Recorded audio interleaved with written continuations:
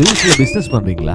ஆனா இன்னும் proper website இல்லையா? வெப்சைட் டிசைன் ரொம்ப காஸ்ட்லின்னு நினைச்சு இது வரைக்கும் ஸ்டார்ட் பண்ணாம விட்டுருக்கீங்களா? இப்ப அந்த கவலை எல்லாத்துக்குமே முடிவு. உங்களுக்கு தேவையான அனைத்து வகையான இணையதளங்களையும் புதிதா உருவாக்கவும், மேலும் உங்க பழைய இணையதளங்களை நவீன மற்றும் அழகான டிசைன்கள்ல மேம்படுத்தவும் மிக குறைந்த விலையில் நாம் செய்து தருகிறோம். இந்த சிறப்பு வாய்ப்பு குறிப்பிட்ட காலம் வரை மாத்திரமே வழங்கப்படும். மேலதிக விவரங்களுக்கு இப்பவே தொடர்பு கொள்ளுங்க. 07798574445. இது சுவிஸ் தமிழ் டிவியின் இன்றைய பிரதான செய்திகள். செய்தி ஆசிரியர் தேவா மதன். செய்திகளை வாசிக்கும் நான் துரைப்ப வினோத் கண்ணன். முதலில் தலைப்புச் செய்திகள். கிளாட்ப்ரூக் பகுதியில் லோரி மோதி 72 வயது பெண் உயிரிழப்பு. ஊரி கண்டோனில் ரயில் நிலையத்தில் மின்சாரம் தாக்கி 19 வயது இளைஞர் உயிரிழப்பு. உலகின் சிறந்த மருத்துவமனைகளில் 3 சுவிஸ் மருத்துவமனைகள் இடம்பெற்றுள்ளன. குற்றவாளிகளின் தேசியத்தையும் வெளியிட வேண்டும். சுவிஸ் நாடாளுமன்ற மேலவையின் முடிவு. சூரிச் கண்டோனல் காவல்துறையின் பெயரில் போலி மின்னஞ்சல் மோசடி முயற்சி குறித்து எச்சரிக்கை. கண்டோனில் ஜெர்மன் பிரெஞ்சு இருமொழி வகுப்புகளை அனைத்து நகராட்சிகளிலும் தொடங்க திட்டம். மத்திய கிழக்கில் சிக்கியிருந்த சுவிஸ் பயணிகளுக்காக மஸ்கட்டிலிருந்து சூரிச்சிற்கு சிறப்பு விமானம். தொடர்பான விரிவான செய்திகள். புதுசா கார் வாங்கணும்னு நினைச்சாலே தலைவலிதான். இன்சூரன்ஸ், லீசிங், பேப்பர் ஒர்க் எல்லாத்துக்கும் அலையறத நினைச்சா வெறுப்பா வருது. இப்படி எதுக்குமே நீங்க அலைய தேவையில்ல. கார் வாங்குறது தொடர்பா எல்லா வேலைகளையும் நாங்களே பண்ணி உங்க வீடுகளுக்கே டெலிவரியும் பண்றோம். இப்போவே ஸ்கை ஆட்டோ ஆகிய நிறுவனத்தை அழைங்க. சூரிச் கண்டோனில் உள்ள கிளாட்ப்ரூக் பகுதியில் நேற்று புதன்கிழமை இடம்பெற்ற சாலை விபத்தில் 72 வயதுடைய பெண் ஒருவர் உயிரிழந்ததாக சூரிச் கண்டோனல் காவல்துறை தெரிவித்தது. இன்று மதியம் சுமார் 1 மணியளவில் 49 வயதுடைய லோரி ஓட்டுநர் ஒருவர் வாலிசெல ஸ்ட்ராஸ் சாலையில் வாலிசெல நோக்கி பயணம் செய்து கொண்டிருந்தார். பின்னர் அவர் சாங்ட் அனா ஸ்ட்ராஸ் சாலைக்கு திரும்பும் வேளை சந்திப்பு பகுதியிலேயே அந்த பெண்ணோடு மோதல் ஏற்பட்டுள்ளதாக காவல்துறை தெரிவித்தது. இந்த விபத்து எந்த காரணத்தால் ஏற்பட்டது என்பது குறித்து தற்போது விசாரணை இடம்பெறுகிறது. மோதலின் தாக்கம் மிக கடுமையாக இருந்ததால் அந்த பெண் சம்பவ இடத்திலேயே பலியானார். லோரி ஓட்டுநருக்கு எந்தவித காயங்களும் இல்லை. இருப்பினும் சம்பவத்தின் பின் அவருக்கு மனநல ஆதரவு வழங்கும் டீம் உதவி வழங்கியதாக அதிகாரிகள் தெரிவித்தனர். இந்த விபத்துக்கு பின் விசாரணை நடவடிக்கைகள் மற்றும் சம்பவ இட ஆய்வுகளை மேற்கொள்ளும் பொருட்டு சாங்ட் அனா ஸ்ட்ராஸ் சாலை பல மணி நேரங்கள் போக்குவரத்திற்கென மூடப்பட்டது. சூரிச் கண்டோனல் காவல்துறை இந்த விபத்துக்கான துல்லியமான காரணங்களை கண்டறிய தொடர்ந்து விசாரிக்கிறது.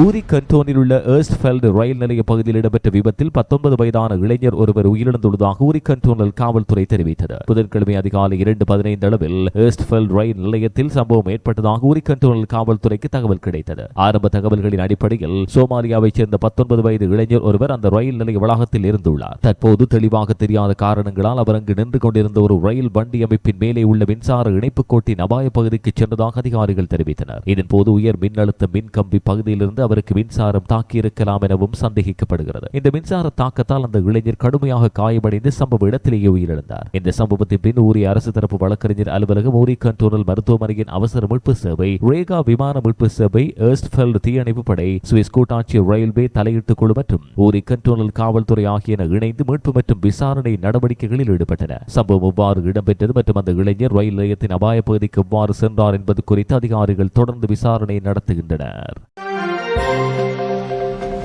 அமெரிக்காவில் வெளியாகும் நியூஸ் வீக் இதழ் வெளியிட்டுள்ள புதிய ஆய்வு அறிக்கையில் உலகின் சிறந்த மருத்துவமனைகளின் பட்டியலில் 3 சுவிஸ் மருத்துவமனைகள் இடம்பெற்றன. இந்த ஆய்வில் உலகம் முழுவதும் உள்ள 32 நாடுகளில் செயற்படும் சுமார் 2500 மருத்துவமனைகள் ஆய்வு செய்யப்பட்டன. மருத்துவ சேவையின் தரம், நோயாளி பாதுகாப்பு, மருத்துவ நிபுணர்களின் மதிப்பீடுகள் மற்றும் நோயாளிகள் அளித்த சிகிச்சை விளைவுகளுக்கான கருத்துகள் ஆகிய பல்வேறு அளவுகோல்களின் அடிப்படையில் இந்த தரவரிசை தயாரிக்கப்பட்டது. இந்த பட்டியலில் சூரிச் நகரில் அமைந்துள்ள சூரிச் பல்கலைக்கழக மருத்துவமனை உலகளவில் 9வது இடத்தை பெற்று சுவிட்சர்லாந்தில் உள்ள மருத்துவமனை மிக உயர்ந்த நிலையை பெற்றுள்ளது. ஜெனிவா நகரில் உள்ள ஜெனிவா பல்கலைக்கழக மருத்துவமனை உலகளவில் 19வது இடத்தை பெற்றுள்ளது. அதைத் தொடர்ந்து லவுசான் நகரில் உள்ள வார்ட் பல்கலைக்கழக மருத்துவமனைக்கு 21வது இடம் கிடைத்துள்ளது. சுவிட்சர்லாந்தின் மருத்துவ சேவை தரமானது உலகளவில் மிக உயர்ந்ததாக கருதப்படுவதற்கு இந்த தரவரிசை மேலும் உறுதிப்படுத்தலாக இருப்பதாக சுகாதாரத்துறை நிபுணர்கள் தெரிவிக்கின்றனர். உயர்தர மருத்துவ வசதிகள், நவீன தொழில்நுட்பம் மற்றும் திறமையான மருத்துவ பணியாளர்கள் ஆகியவை சுவிஸ் மருத்துவமனைகள் சர்வதேச அளவில் சிறந்த இடத்தை பெறுவதற்கான முக்கிய காரணங்களாக கருதப்படுகின்றன.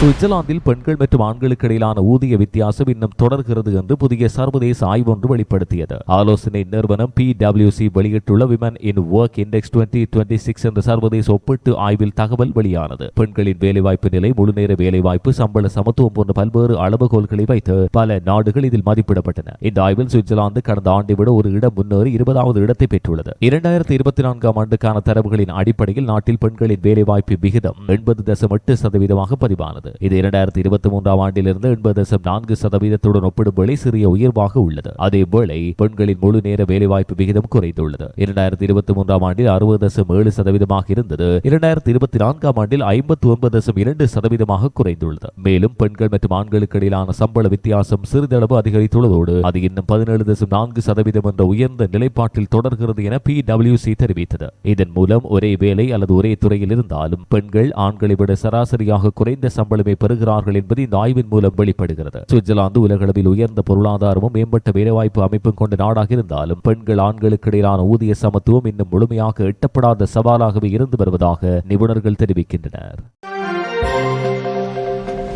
மத்திய கிழக்கு பகுதியில் நிலவும் பதட்டமான சூழ்நிலை காரணமாக அங்கு சிக்கியிருந்த சுவிட்சர்லாந்து பயணிகளுக்காக சுவிஸ் சர்வதேச விமான சேவை நிறுவனம் சுவிஸ் ஒரு சிறப்பு விமானத்தை இயக்கியுள்ளது. ஓமான் நாட்டின் தலைநகரான மஸ்கட் நகரிலிருந்து சூரிச் நகரத்துக்கான இந்த திட்டமிடப்படாத விமானம் சுவிட்சர்லாந்தின் வெளியுறவு விவகாரத்துறையோடு நெருங்கிய ஒத்துழைப்பில் ஏற்பாடு செய்யப்பட்டதாக சுவிஸ் நிறுவனம் தெரிவித்தது. இருப்பினும் இது அரசின் நிதி உதவியுடன் இடம்பெறும் அதிகாரப்பூர்வ வெளியேற்ற நடவடிக்கை அல்ல. சுவிஸ் நிறுவனத்தின் சுயாதீன முயற்சியாகவே இந்த சேவை மேற்கொள்ளப்பட்டது. LX 7043 என்ற விமான எண்ணில் இயக்கப்பட்ட இந்த சேவைக்காக ஏர்பஸ் A340 வகை விமானம் பயன்படுத்தப்பட்டது. மார்ச் 5ஆம் தேதி வியாழக்கிழமை காலை 9:15 மணிக்கு மஸ்கட் நகரிலிருந்து புறப்பட்ட இந்த விமானம் பிற்பகல் சுமார் 2 மணியளவில் சூரிச் விமான நிலையத்தை அடைந்துள்ளது. இந்த மீள் பயணத்துக்கான ஏற்பாடுகள் செய்யும் பொருட்டு விமான பணியாளர்கள் மற்றும் தொழில்நுட்ப நிபுணர்களோடு கூடிய விமானம் அதற்கு முந்தைய நாளில் சூரிச்சில் இருந்து LX 5042 என்ற எண்ணில் மஸ்கட்டுக்கு புறப்பட்டிருந்தது. இந்த சிறப்பு விமானத்தில் முதன்முறையாக ஏற்கனவே சுவிஸ் நிறுவனத்தின் டிக்கெட்டை பெற்றிருந்தும் அப்போதைய சூழ்நிலை காரணமாக சூரிச்சுக்கு திரும்ப முடியாமல் மத்திய கிழக்கில் சிக்கியிருந்த பயணிகள் பயணம் செய்தனர். அதேவேளை ஓமான் நாட்டில் வசிக்கும் சுவிஸ் குடிமக்கள் வெளியுறவு அமைச்சகத்தில் தங்களை பதிவு செய்திருந்தால் அவர்களுக்கும் இந்த விமானத்தில் திரும்பும் வாய்ப்பு உள்ளது. இந்த நடவடிக்கையின் மூலம் குறிப்பாக சுவிஸ் குடிமக்கள் தங்கள் நாட்டுக்கு பாதுகாப்பாக திரும்ப உதவுவதை நோக்கம் என சுவிஸ் நிறுவனம் தெரிவித்தது. மத்திய கிழக்கு பகுதியின் நிலைமை பலருக்கு மன அழுத்தத்தை ஏற்படுத்தும் வகையில் இன்னும் உறுதியற்ற நிலையில் இருப்பதாகவும் அதனால் அங்கு சிக்கியிருந்த மக்களுக்கு உதவ வேண்டும் என்ற நோக்கில் இந்த விமானம் இயக்கப்பட்டதாகவும் நிறுவனம் கூறுகிறது. மேலும் இந்த பிராந்தியத்தின் நிலையை சுவிஸ் நிறுவனம் தொடர்ந்து உன்னிப்பாக கண்காணித்து வருவதாகவும் எதிர்காலத்தில் வழக்கமான விமான சேவைகளை எப்போது மற்றும் எந்த நிபந்தனைகளை மீண்டும் தொடங்க முடியும் என்பது குறித்தும் தொடர்ந்து மதிப்பீடு செய்து வருவதாகவும் கூறுகிறது. பயணிகளின் மற்றும் விமான பணியாளர்களின் பாதுகாப்பை அனைத்து முடிவுகளுக்கும் அடிப்படையாக இருக்கும் என்றும் நிறுவனம் வலியுறுத்தியது.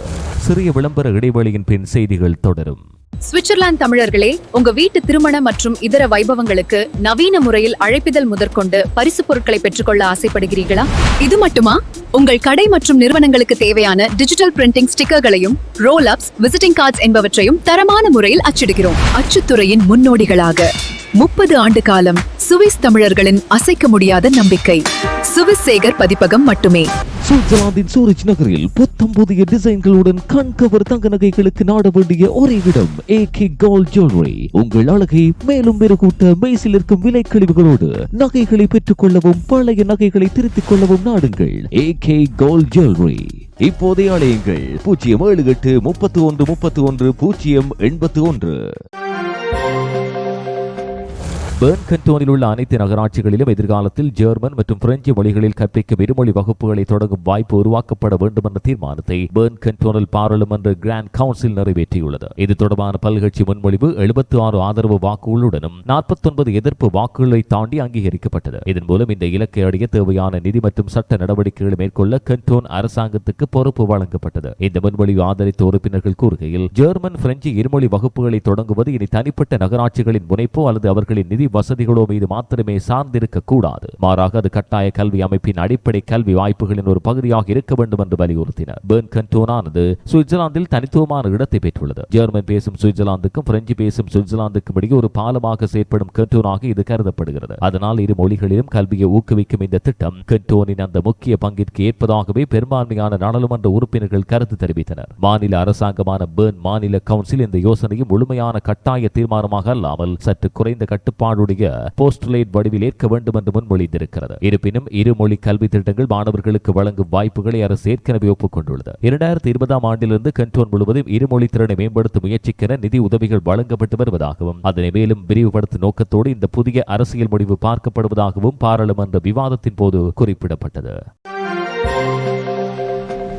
சூரிச் கண்டோனில் உள்ள விண்டத்தூர் நகரத்தின் ஓபர் விண்டத்தூர் ரயில் நிலைய பகுதியில் கடந்த மார்ச் 3ஆம் தேதி செவ்வாய்க்கிழமை பிற்பகல் இடம்பெற்ற போலீஸ் நடவடிக்கையில் பாக்கெட் திருட்டில் ஈடுபட்டதாக சந்தேகப்படும் 5 கைது செய்யப்பட்டுள்ளதாக விண்டத்தூர் நகர காவல்துறை தெரிவித்தது. பிற்பகல் சுமார் 2 மணியளவில் ரயில் நிலைய பகுதியில் கண்காணிப்பில் இருந்த நகர காவல்துறையின் அதிகாரிகள் 2 ஆண்கள் சந்தேகத்துக்கிடமாக நடந்து கொண்டதை கவனித்தனர். அவர்களில் ஒருவர் அங்கு உள்ள பணம் பெறும் இயந்திரம் அருகே சென்று பணத்தை எடுத்ததாகவும் பின்னர் ஒரு பொருளை அருகில் நிறுத்தப்பட்டிருந்த காரின் கீழ் எறிந்ததாகவும் போலீசார் தெரிவித்தனர். பின்னர் மேற்கொள்ளப்பட்ட சரிபார்ப்பு அந்த பொருள் திருடப்பட்டிருக்கலாம் என்று சந்தேகிக்கப்படும் வங்கி அட்டை என தெரிய வந்தது. அதனைத் தொடர்ந்து 22 மற்றும் 28 வயதுகளை உடைய 2 ருமேனிய குடிமக்கள் கைதாகினர். இந்த கைது நடவடிக்கையின் சில நேரங்களுக்கு பின்னர் அதே இடத்துக்கு அருகில் ஒரு கார் வந்து நின்றது. அதிலிருந்து 2 பெண்கள் இறங்கி பணம் பெறும் இயந்திரத்துக்கு சென்றனர். அவர்கள் சன்கிளாஸ், துண்டு துணி மற்றும் தலைக்கவசம் போன்றவற்றை பயன்படுத்தி முகத்தை பகுதியளவில் மறைத்தபடி பணம் பெற முயன்றுள்ளனர். அவர்களை தொடர்ந்து மேற்கொள்ளப்பட்ட சோதனையில் 3 திருடப்பட்ட வங்கி அட்டைகள் அவர்களிடமிருந்து மீட்கப்பட்டன. இதைத் தொடர்ந்து 24 வயது மற்றும் 35 வயதான 2 பல்கேரிய பெண்களும் அங்கு கைதாகினர். பின்னர் அந்த பெண்கள் வந்த காரின் ஓட்டுநர் மற்றும் வாகனத்தையும் போலீசார் சோதனை செய்தனர். அப்போது காரில் சுமார் 6000 சுவிஸ் பிராங்குகள் பணமாக இருந்ததும் கண்டறியப்பட்டது. இதன் காரணமாக 32 வயதுடைய பல்கேரிய ஓட்டுநரும் 5வது நபராக கைதானார். கைது செய்யப்பட்ட 5 காவல் நிலையத்துக்கு அழைத்து செல்லப்பட்டு விசாரணைக்கு உட்படுத்தப்பட்டனர். ஆரம்ப விசாரணைகளின் அடிப்படையில் ஜெர்மன் மொழி பேசும் சுவிட்சர்லாந்து முழுவதும் இடம்பெற்ற பாக்கெட் திருட்டு சம்பவங்களுடன் இவர்களுக்கு தொடர்பு இருக்கலாம் என்று தெரிய வந்துள்ளது. இந்த வழக்கில் மேலதிக விசாரணைகளை விண்டத்தூர் நகர காவல்துறை தொடர்கிறது.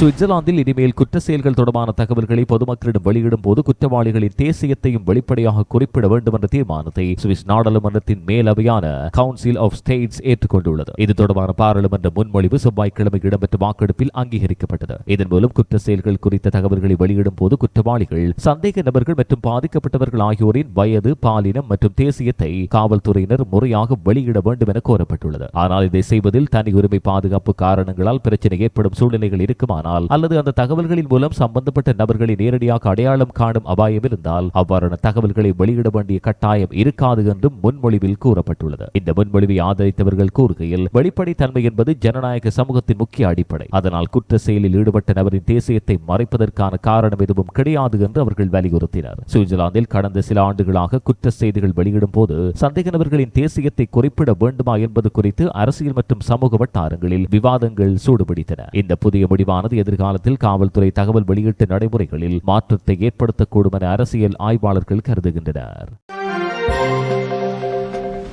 சூரிச் கண்டோனல் காவல்துறையின் பெயரில் போலி மின்னஞ்சல்கள் பரவி வருகின்றன என அதிகாரிகள் பொதுமக்களுக்கு எச்சரிக்கின்றனர். இந்த மின்னஞ்சல்கள் அதிகாரப்பூர்வ தகவல்களாக தோன்றினாலும் அவை உண்மையில் மோசடி முயற்சியின் ஒரு பகுதியாகும். இந்த மின்னஞ்சல்களில் ஒரு அதிகாரப்பூர்வ விசாரணை அல்லது நிர்வாக நடவடிக்கையின் பகுதியாக ஒரு ஆவணம் அனுப்பப்பட்டுள்ளது என்று கூறப்படுகிறது. ஆனால் அந்த தகவல்கள் சூரிச் கண்டோனல் காவல்துறையிலிருந்து அனுப்பப்பட்டவை கிடையாது என்று அதிகாரிகள் தெளிவுபடுத்தினர். அறியப்படாத நபர்கள் சூரிச் கண்டோனல் காவல்துறையின் பெயரை பயன்படுத்தி போலியான மின்னஞ்சல்களை அனுப்பி பெறுபவர்களின் தனிப்பட்ட தகவல்களை திரட்ட முயற்சிக்கின்றனர். அந்த மின்னஞ்சல்களில் ஒரு அதிகாரப்பூர்வ ஆவணத்தை பார்க்க வேண்டும் என்றால் பயனர்கள் தங்களுடைய தகவல்களை உள்ளிட வேண்டும் என்று கூறப்படுகிறது. இது உண்மையில் பிஷிங் எனப்படும் இணைய மோசடி முறை. இதுபோன்ற மோசடிகளிலிருந்து பாதுகாப்பாக இருக்க பொதுமக்கள் மிகுந்த கவனத்தோடு இருக்க வேண்டும் என்று சூரிச் கண்டோனல் காவல்துறை அறிவுறுத்தியது. எந்த மின்னஞ்சலையும் பெறும் வேளை அதன் அனுப்புநரின் முகவரியை கவனமாக சரிபார்க்க வேண்டும். அத்துடன் தெரியாத அல்லது சந்தேகத்துக்கிடமான இணைப்புகளை அழுத்த வேண்டாம் என்றும் கூறப்படுகிறது. மேலும் எந்த சூழ்நிலையிலும் தனிப்பட்ட தகவல்களை இணையத்தில் பகிர வேண்டாம். ஒரு மின்னஞ்சல் உண்மையா அல்லது மோசடியா என்ற சந்தேகம் இருப்பின் அந்த தகவலோடு தொடர்புடைய அமைப்பை நேரடியாக தொடர்பு கொண்டு உறுதிப்படுத்துவது பாதுகாப்பான நடைமுறை என்றும் காவல்துறை தெரிவித்தது. சூரிச் கண்டோனில் உள்ள ஷ்லீரன் நகரில் கடந்த மார்ச் 3ஆம் தேதி செவ்வாய்க்கிழமை பிற்பகல் தெருவில் ஏற்பட்ட வன்முறை மோதல் தொடர்பில் 4 சூரிச் கண்டோனல் காவல்துறை கைது செய்தது. கைது நடவடிக்கையின் போது ஒருவரை கட்டுப்படுத்த போலீசார் மின்சார அதிர்ச்சி சாதனத்தை பயன்படுத்த வேண்டிய நிலையும் ஏற்பட்டுள்ளது. பிற்பகல் சுமார் 4:30 அளவில் ஒரு குடியிருப்பு பகுதியில் உள்ள தெருவில் சிலர் சண்டையிட்டுக் கொண்டிருப்பதாக பகுதிவாசி ஒருவர் காவல்துறைக்கு தகவல் வழங்கினார். உடனடியாக சம்பவ இடத்துக்கு சென்ற சூரிச் கண்டோனல் காவல்துறையினர் அங்கு மூவருக்கு இடையே கடுமையான மோதல் இடம்பெறுவதை கண்டனர். அந்த மோதலில் ஒரு வகை அடிக்கும் ஆயுதமும் பயன்படுத்தப்பட்டுள்ளது. போலீசார் தலையிட்டு அந்த நபர்களை பிரித்தாலும் அவர்கள் தொடர்ந்து மிகவும் தாக்குதலான முறையில் நடந்து கொண்டுள்ளனர். இதனால் அவர்களை கைது செய்ய வேண்டிய நிலை ஏற்பட்டது. அந்த வேளை மேலும் ஒருவர் சம்பவ இடத்துக்கு வந்து அங்கிருந்தவர்களை நோக்கி ஓடி கடுமையான மிரட்டல்களை விடுத்தார். போலீசார் இந்த தலையீட்டிலிருந்து விலகுமாறு பலமுறை எச்சரித்த போதும் அவர் அதை ஏற்காமல் மீண்டும் மோதலில் ஈடுபட முயன்றுள்ளார். இதன் மூலம் அவரையும் போலீசார் கைது செய்தனர். அந்த நடவடிக்கையின் போது அவரை கட்டுப்படுத்த மின்சார டேசர் பயன்படுத்தப்பட்டது. கைது செய்யப்பட்டவர்களில் 33 வயதான கொசோவோ நாட்டைச் சேர்ந்த ஒருவர் மற்றும் 17, 25 மற்றும் 59 வயதுகளை உடைய 3 சுவிஸ் குடிமக்கள் ஆவர். இந்த சம்பவத்தினால் இருவருக்கு சிறிய காயம் ஏற்பட்டதால் லிமாட்டல் மருத்துவமனை அவசர சேவை குழு அவர்களுக்கு இடத்திலேயே சிகிச்சை வழங்கியது. மேலும் ஒருவரை மருத்துவ பரிசோதனைக்கு மருத்துவமனைக்கு கொண்டு செல்லப்பட்டார். விசாரணைக்கு பின்னர் வயது வந்த 3 நபர்களும் அரசு தரப்பு வழக்கறிஞரிடம் ஒப்படைக்கப்பட்டனர். 17 வயது இளைஞர் பின்னர் காவல் தடுப்பிலிருந்து விடுவிக்கப்பட்டார். இந்த சம்பவத்தில் ஈடுபட்டவர்களுக்கு குழு சண்டையில் ஈடுபட்டது மற்றும் அதிகாரப்பூர்வ நடவடிக்கையை தடுக்க முயன்றது போன்ற குற்றச்சாட்டுகள் பதிவாகின. ஆரம்பத்தில் இந்த மோதல் இதனால் தொடங்கியது என்பது குறித்து காவல்துறை தொடர்ந்து விசாரிக்கிறது. இந்த நடவடிக்கையில் சூரிச் கண்டோனில் காவல்துறையோடு சேர்ந்து ஸ்லீரன் மற்றும் டிடிகோ நகர காவல்துறைகளும் இணைந்து பணியாற்றின. இந்தளவோடு சுவிஸ் தமிழ் டிவியின் இன்றைய பிரதான செய்திகள் நிறைவுக்கு வருகின்றன. இதுபோன்ற மேலதிக செய்திகளை பார்வையிட எங்களுடைய இணையதளமான swissthamil24.com-ஐ அணுகுங்கள். வணக்கம்.